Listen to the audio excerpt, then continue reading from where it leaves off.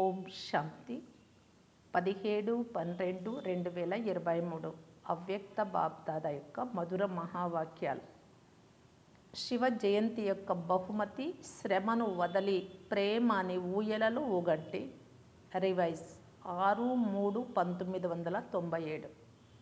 ఈరోజు స్వయం శివపిత నలువైపుల నుండి వచ్చిన తన పిల్లలతో తన జయంతిని జరుపుకునేందుకు వచ్చారు. పిల్లలది ఎంత భాగ్యం అంటే స్వయం తండ్రియే కలుసుకునేందుకు మరియు జరుపుకునేందుకు వచ్చారు. ప్రపంచంలోని వారైతే రండి, ఎప్పుడు వస్తారు, ఏ రూపంలో వస్తారు అని పిలుస్తూ ఆహ్వానిస్తూ ఉంటారు. కానీ పిల్లలైన మీతో జరుపుకునేందుకు స్వయంగా తండ్రి వచ్చారు.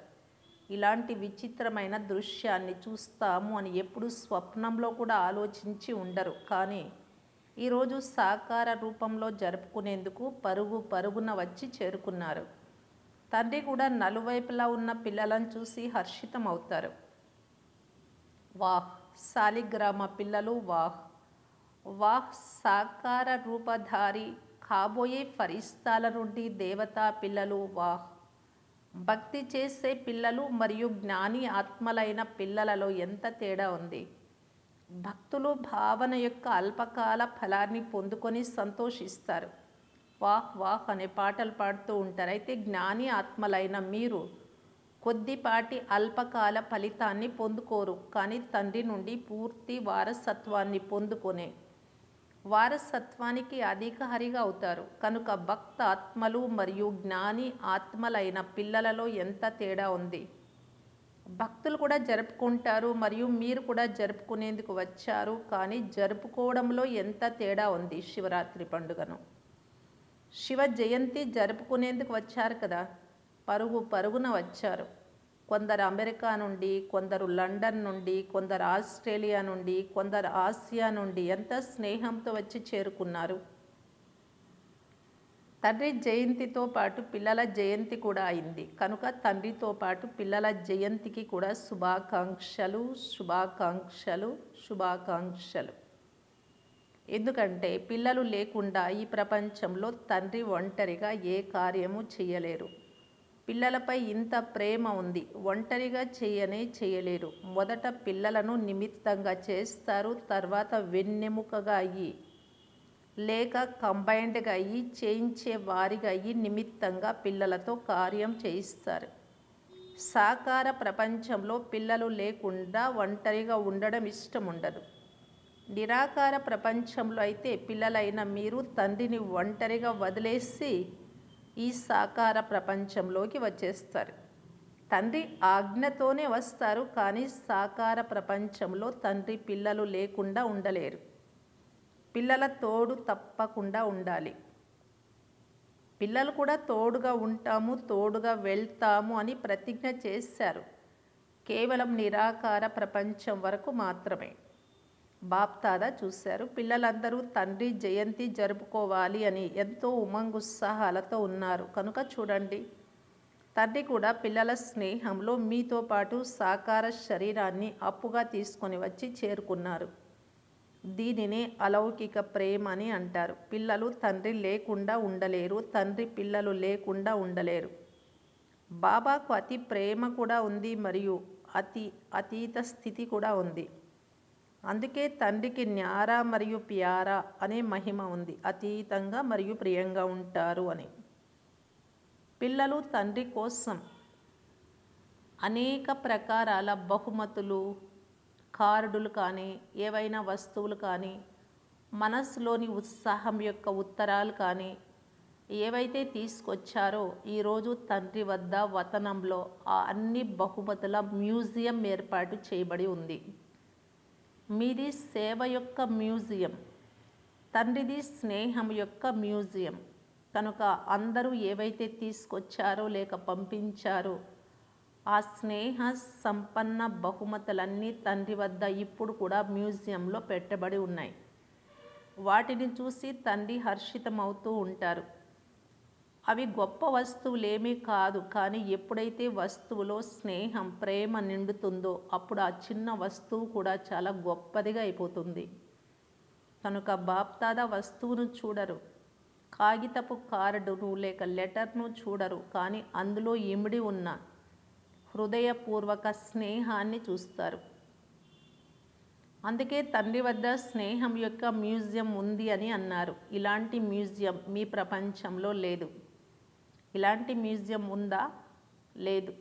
తండ్రి ఎప్పుడైతే ఒక్కొక్క ప్రేమ భరిత బహుమతిని చూస్తారో, చూసిన వెంటనే అందులో పిల్లల ముఖం కనిపిస్తుంది. మీ వద్ద ఇలాంటి కెమెరా ఉందా? లేదు. బహుమతులను చూస్తున్నప్పుడు బాప్దాదాకు ఒక శుభ సంకల్పం ఉత్పన్నమైంది. అదేదో చెప్పేదా? చేయాల్సి వస్తుంది. చేస్తారా? తయారుగా ఉన్నారా? ఆలోచించరాదు. బాప్దాదాకు సంకల్పం వచ్చింది. ఈ బహుమతులైతే తండ్రి వద్దకు చేరుకున్నాయి, కానీ వీటితో పాటు బాప్దాదాకు మరొక బహుమతి కూడా కావాలి. మీ బహుమతులు చాలా బాగున్నాయి, కానీ బాప్దాదాకు ఇంకా కావాలి. మరి బహుమతి ఇస్తారా? మీరిప్పుడు శివ జయంతి యొక్క స్మృతి చిహ్నం ఏదైతే జరుపుకుంటున్నారో, శివ జయంతి అనగా ఆ రోజు ఏదో ఒకటి అర్పణ చేస్తారు, బలిహారం అవుతారు. కనుక బాప్దాదా ఆలోచించారు, బలిహారం అయితే పిల్లలందరూ అయిపోయారు. బలిహారం అయ్యారా, లేక ఇంకా కొద్ది కొద్దిగా మీ వద్ద సంభాళించి ఉంచుకున్నారా? ఈరోజు వ్రతాన్ని కూడా తీసుకుంటారు. కనుక బాప్దాదాకు సంకల్పం వచ్చింది. పిల్లలు నడుస్తూ నడుస్తూ అప్పుడప్పుడు కొద్దిగా అలసిపోతారు, చాలా శ్రమను అనుభవం చేస్తారు, లేక నిరంతర యోగాన్ని జోడించడం కష్టమని అనుభవం చేస్తారు. అయిపోతుందిలే అని ఆలోచిస్తారు. మీరు చింత చేయకండి, అయిపోతుంది అని తండ్రికి కూడా భరోసా ఇస్తారు. కానీ బాప్దాదాకు పిల్లల అలసట, లేక ఒంటరితనము, లేక అప్పుడప్పుడు కొంతమంది పిల్లలు కొద్దిగా నిరాశగా అయిపోయి, ఏమో మా భాగ్యంలో ఉందో లేదో తెలియదు అని ఆలోచించడం తండ్రికి మంచిగా అనిపించదు. అన్నిటికంటే ఎక్కువగా తండ్రికి పిల్లలు శ్రమ చేయడం మంచిగా అనిపించదు. యజమానులుగా ఉంటూ శ్రమ చేయడమా? తండ్రికి కూడా మీరు బాలకుల నుండి యజమానులు, భగవంతునికి కూడా యజమానులుగా ఉంటూ మళ్ళీ శ్రమ చేయడమా? ఇది మంచిగా అనిపిస్తుందా? వినేందుకు కూడా మంచిగా అనిపించదు. పిల్లలు పుట్టినరోజు బహుమతిని తప్పకుండా ఇవ్వనే ఇస్తారు. కనుక ఈరోజు పిల్లలందరూ బహుమతి రూపంలో దీనిని ఎందుకు ఇవ్వరాదు అని బాప్దాదాకు సంకల్పం వచ్చింది. ఆ స్థూలమైన బహుమతులు ఏవైతే ఇచ్చారో అవి వతనంలో ఇమర్జ్ అయి ఉన్నాయి, కానీ నిరాకార ప్రపంచంలో అయితే ఈ బహుమతులు ఇమర్జ్ అవ్వవు. అక్కడికైతే సంకల్పాల బహుమతి చేరుకుంటుంది. కనుక ఈరోజు పిల్లలందరి నుండి బహుమతి తీసుకోవాలి అని తండ్రికి సంకల్పం వచ్చింది. మరి బహుమతి ఇస్తారా? లేక ఇచ్చి మళ్ళీ మీ స్థానాలకు వెళ్ళిన తర్వాత వాపస్ తీసుకుంటారా? మధువనంలోని మాట మధువనంలోనే ఉండిపోయింది. మా దేశంలో మా దేశపు మాట ఉంటుంది అని అయితే అన్నారు కదా. పిల్లలు చాలా చతురులుగా అయిపోయారు. వాపస్ తీసుకోవాలి అని మేమైతే కోరుకోవడం లేదు, కానీ అది వచ్చేస్తుంది అని తండ్రితో అంటారు. అది వచ్చేస్తే మీరెందుకు స్వీకారం చేస్తున్నారు? అది రావడము అనేది కరెక్టే, కానీ ఏదైనా మీకు ఇష్టం లేని వస్తువును ఎవరైనా మీకు బలవంతంగా ఇచ్చినా కూడా మీరు తీసుకుంటారా, లేక వాపస్ ఇచ్చేస్తారా? వాపస్ ఇచ్చేస్తారు కదా. కనుక స్వీకారం ఎందుకు చేస్తారు? మాయ అయితే వాపస్ తీసుకొస్తుంది, కానీ మీరు స్వీకారం చేయకండి. ఇలాంటి ధైర్యం ఉందా? ఆలోచించి చెప్పండి. మళ్ళీ అక్కడికి వెళ్ళిన తర్వాత బాబా ఏం చేసేది, నేనైతే కోరుకోలేదు కానీ జరిగిపోయింది అని చెప్పకండి. ఇలాంటి లెటర్స్ అయితే వ్రాయరు కదా. మీరు ధైర్యం చేస్తే తండ్రి సహయోగం చేస్తారు. ధైర్యాన్ని తక్కువ చేసుకోకండి. తర్వాత తండ్రి సహయోగం లభిస్తుందో లేదో చూడండి. ధైర్యం ఉంచుకోవడం ద్వారా సమయానికి తండ్రి సహాయం లభిస్తుంది, మరియు లభించాల్సిందే, ఇది గ్యారెంటీ. ఈ అనుభవం అందరికీ ఉంది. ధైర్యము మీది, సహయోగము తండ్రిది. కనుక ఏ సంకల్పం చేస్తారు? ధైర్యం ఉందా లేదా అని ముఖాలు చూస్తూ ఉన్నారు. మీరందరూ ధైర్యం కలవారే. ఎందుకంటే ఒకవేళ ధైర్యం లేకుంటే తండ్రి వారిగా అవ్వలేరు. అయిపోయారు కనుక ధైర్యం ఉంది అని రుజువైంది. ఒక చిన్న పొరపాటు ఏం చేస్తారు అంటే సమయానికి ధైర్యాన్ని కొద్దిగా మర్చిపోతారు. కొద్దిగా ఏదైనా జరుగుతుంది కదా, ఆ తర్వాత ధైర్యము లేక సహయోగము గుర్తుకొస్తుంది. సమయానుసారం సర్వశక్తులను ఉపయోగించుకునే వారిని జ్ఞానయుక్తాత్మలు, యోగయుక్తాత్మలని అంటారు. బాప్ దాదాకు ఒక విషయంలో చాలా సంతోషం ఉంది. అదేదో తెలుసా? అప్పుడు అక్కడ ఉండే వారిలో చాలామంది వినిపించారు.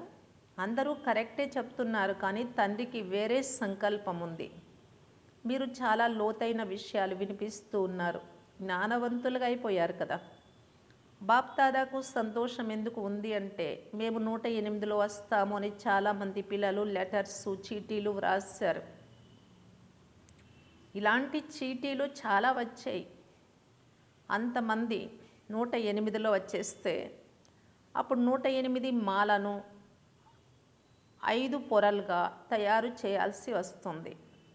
మరి 5, 6, 7, 8 పొరల మాలను తయారు చేసేదా? ఎవరైతే సంకల్పం చేశారో, లక్ష్యం ఉంచుకున్నారో చాలా మంచిది, కానీ ఈ సంకల్పాన్ని కేవలం మధ్య మధ్యలో దృఢంగా చేసుకుంటూ ఉండండి, డీలాగా చేసుకోకండి. మాయ వచ్చేసింది కనుక ఇప్పుడు వస్తామో లేదో తెలియదు అని అయితే అన్నారు కదా మాలలో. ఏమో తెలియదు, ఏమో తెలియదు అని అనకండి. మాకు తెలుసు, మేము రావాల్సిందే అనే దృఢత యొక్క ముద్రను వేసుకుంటూ ఉండండి. అవును, నేను 108 మాలలో వచ్చి తీరాల్సిందే. ఏమైనా జరగని నా నిశ్చయం స్థిరమైనది, అఖండమైనది. ఇలాంటి స్థిరమైన అఖండమైన నిశ్చయం ఉందా? మరి మిమ్మల్ని కదిలించేందుకు మాయను పంపించేదా? వద్దా? భయపడతారా? మాయ మీతో భయపడుతుందా? మీరు మాయతో భయపడుతున్నారా? మాయ తాను వచ్చేందుకు ఇక్కడ తెరచి ఉందా, ఇక్కడ తెరచి ఉందా అని తలుపు కోసం వెతుకుతూ ఉంటుంది. మీరెందుకు భయపడతారు? మాయ అనేది ఏమీ లేదు, ఏమీ లేదు అని అనుకుంటే ఏమీ అవ్వదు. మాయ రాదు రాదు అని అనుకుంటే రాదు. ఏం చెయ్యాలి అని వచ్చింది అంటే మాయకు తలుపు తెరిచి ఆహ్వానం చేసినట్లు. కనుక చాలామంది పిల్లలు 108లో వచ్చే ప్రతిజ్ఞ చేయడం అనేది మంచి విషయం. చేశారు కదా. మేము 108లో వస్తాము అని ఎవరైతే చెప్పారో వారు చేతులు బాగా పైకెత్తండి, బాగా డ్రిల్ చేయండి. చాలా మంచిది, శుభాకాంక్షలు. 108లోకి ఎంతమంది వస్తారు?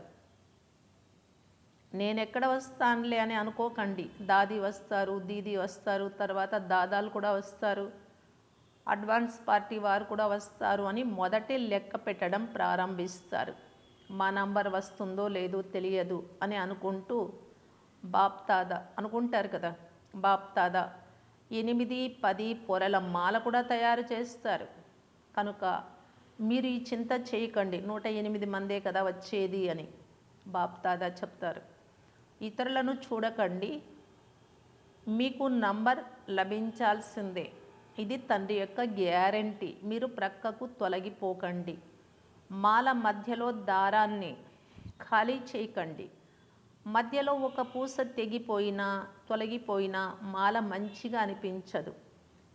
కేవలం మీరు ఇలా చేయకండి, ఇకపోతే మీరు తప్పకుండా వస్తారు అని బాబా గ్యారంటీ ఇస్తున్నారు. ఈరోజు శివ జయంతి జరుపుకునేందుకు వచ్చాము, మురళిని నడిపించేందుకైతే రాలేదు. ఎవరైతే ఉన్నారో వారు మాలలోకి రండి. 108 మాలలోకి అందరికీ ఆహ్వానం. ఇదైతే భక్తి మార్గంలోని వారు 108 మాలను తయారు చేశారు. బాప్దాదా అయితే ఎంతైనా పెంచగలరు. కేవలం ఇందులో తండ్రి తప్పకుండా బహుమతిని తీసుకుంటారు. బహుమతిని వదిలిపెట్టారు. ఇది చిన్న బహుమతే, పెద్దదేమీ కాదు. ఎందుకంటే తండ్రి పిల్లలందరి 6 మాసాల చార్టు చూశారు. ఏం చూశారు? ఒకవేళ ఎవరైనా పిల్లలు కొద్దిగా హెచ్చు తక్కువ అవుతున్నా, అచలంగా ఉన్నవారు అలజడిలోకి వస్తున్నా, దానికి కేవలం 3 విషయాలు ముఖ్యమైన కారణాలుగా ఉన్నాయి. ఆ 3 విషయాలే భిన్న భిన్న సమస్యలు లేక పరిస్థితులుగా వస్తున్నాయి. ఆ 3 విషయాలు ఏమి? అశుభము లేక వ్యర్థం ఆలోచించడం, అశుభము లేక వ్యర్థం మాట్లాడడం, అశుభము లేక వ్యర్థం చేయడం, ఆలోచించడం, మాట్లాడడం, చేయటం. ఇందులో చాలా సమయం వ్యర్థంగా వెళ్ళిపోతుంది. ఇప్పుడు వికర్మలైతే తక్కువగా జరుగుతున్నాయి, వ్యర్థ కర్మలు ఎక్కువగా జరుగుతున్నాయి. వ్యర్థం యొక్క తుఫాను కదిలించేస్తుంది. మొదట ఆలోచనలో వస్తుంది, తర్వాత మాటలో వస్తుంది, తర్వాత మధ్యలో కర్మలో కూడా వస్తుంది. రిజల్ట్లో చూసినప్పుడు కొందరికి మాటలో మరియు కర్మలో రావడం లేదు, కానీ ఆలోచనలలో చాలా వస్తుంది. ఏ సమయంలో స్వయాన్ని తయారు చేసుకోవాలో ఆ సమయం ఆలోచనలో గడిచిపోతుంది. కనుక బాప్దాదా ఈరోజు ఆలోచించడం, మాట్లాడడం, చేయడం, ఈ 3 విషయాలను అందరి నుండి బహుమతిగా తీసుకోవాలి అని అనుకుంటున్నారు. తయారుగా ఉన్నారా? ఎవరైతే ఇచ్చేసారో వారు చేతులెత్తండి. ఒక్కొక్క వైపు నుండి ఈ చేతులన్నింటి వీడియోను బాగా మంచి రీతిగా తీయండి. చేతులు బాగా పైకెత్తండి. మీరు డ్రిల్ చెయ్యరు కనుక లావుగా అయిపోతున్నారు. మంచిది. అందరూ వీటిని ఇచ్చేశారు, వాపస్ తీసుకోకండి. నోటి నుండి వచ్చేసింది ఏం చెయ్యాలి అని అనకండి. నోటిపై దృఢ సంకల్పం అనే బటన్ వేసుకోండి. దృఢ సంకల్పం అనే బటన్ ఉంది కదా, ఎందుకంటే బాప్దాదాకు పిల్లలపై ప్రేమ ఉంది కనుక ప్రేమకు గుర్తు. ప్రేమ గలవారి శ్రమను చూడలేరు. బాప్దాదాకైతే ఆ సమయంలో సాకారంలోకి వెళ్ళి వారికి ఏదైనా చెప్పాలి అని అనిపిస్తుంది. కానీ ఇప్పుడైతే ఆకారి, నిరాకారిగా ఉన్నారు. అందరూ పూర్తిగా శ్రమ నుండి దూరమై ప్రేమ అనే ఊయలలో ఊగుతూ ఉండండి. ప్రేమ అనే ఊయలలో ఊగుతూ ఉంటే శ్రమ సమాప్తం అయిపోతుంది. శ్రమను సమాప్తం చేయాలి అని ఆలోచించకండి. కేవలం ప్రేమ అనే ఊయలలో కూర్చోండి. శ్రమ దానంతకదే వదిలిపోతుంది. వదిలేసే ప్రయత్నం చేయకండి. ప్రేమ యొక్క ఊయలలో కూర్చొని ఊగే ప్రయత్నం చేయండి. శివ జయంతి అనగా పిల్లల శ్రమ సమాప్తి అయ్యే జయంతి. ఇది కరెక్టే కదా. తండ్రికి కూడా పిల్లలపై నమ్మకం ఉంది. కొంతమంది పిల్లలు తండ్రి నుండి ఎలా దూరం అవుతున్నారు అనేది తండ్రికి కూడా తెలియడం లేదు. ఛత్రఛాయ లోపల కూర్చొని ఉండండి. బ్రాహ్మణ జీవితం అంటేనే ఊగడము అని అర్థం. మాయతో కాదు, మాయ కూడా ఊపుతుంది. అమృత వేళ సమయంలో మాయ ఎలా ఊపుతుంది అంటే, మీరు సూక్ష్మ వతనానికి వచ్చేందుకు బదులు, నిరాకార లోకానికి వచ్చేందుకు బదులు నిద్రాలోకానికి వెళ్ళిపోతారు. యోగము డబల్ లైట్గా చేస్తుంది అని అంటారు, కానీ తల భారం అయిపోతుంది. కనుక మాయ కూడా ఊయల ఊపుతుంది, కానీ మాయ యొక్క ఊయలలో ఊగకండి. అర్ధకల్పం మాయ యొక్క ఊయలలో బాగా ఊగి చూశారు కదా, ఏం లభించింది? ఏమైనా లభించిందా? అలసిపోయారు కదా. ఇప్పుడు అతీంద్రియ సుఖం అనే ఊయలలో ఊగండి. సంతోషం అనే ఊయలలో ఊగండి. శక్తుల అనుభూతుల యొక్క ఊయలలో ఊగండి. మీకు ఎన్ని ఊయలలు లభించాయి అంటే, ఇక్కడి యువరాజు యువరాణులకు కూడా ఇన్ని ఊయలలు ఉండవు. మీకు ఏది కావాలి అంటే ఆ ఊయలలో ఊగండి. ఇప్పుడిప్పుడే ప్రేమ అనే ఊయలలో ఊగండి. ఇప్పుడిప్పుడే ఆనందం అనే ఊయలలో ఊగండి. వెంటనే జ్ఞానం అనే ఊయలలో ఊగండి. అన్ని ఊయలలు మీ దగ్గర ఉన్నాయి, లెక్కలేనన్ని ఉన్నాయి. కనుక ఊయల నుండి క్రిందకు దిగకండి. ఎవరైతే ముద్దు పిల్లలు ఉంటారో వారి పాదాలు క్రింద మట్టిలో పడకూడదు అని, ఓడిలో లేదా ఊయలలో లేదా తివాచీలపై ఉండాలి అని వారి తల్లిదండ్రులు కోరుకుంటారు. మట్టిలోకి పాదాలు వెళ్ళరాదు అని కోరుకుంటారు. ఇలా కోరుకుంటారు కదా. మరి మీరు ఎంత ముద్దు పిల్లలు తండ్రికి. మీలాంటి ముద్దు పిల్లలు మరెవరైనా ఉన్నారా? పరమాత్మ ముద్దు పిల్లలు. ఒకవేళ దేహభావంలోకి వస్తే, దేహం అంటే ఏమిటి? మట్టి కదా. దేహాన్ని ఏమని అంటారు? మట్టి. మట్టిలో కలిసిపోతుంది అని అంటారు కదా. కనుక ఇది మట్టి.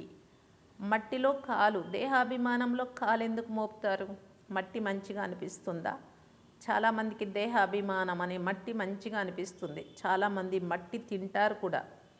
కానీ మీరు తినకండి, కాలు కూడా పెట్టకండి. సంకల్పం రావడము అంటే దేహభావంతో మట్టిలో కాలు పెట్టడము అని అర్థం. సంకల్పంలో కూడా దేహభావం రాకూడదు. మేము ఎంత ముద్దు పిల్లలము, ఎవరికి ముద్దు పిల్లలము అని ఆలోచించండి. గుర్తుంచుకోండి, సత్యుగంలో కూడా పరమాత్మకు ముద్దు పిల్లలుగా ఉండరు. అక్కడ చిన్న ఆత్మలకు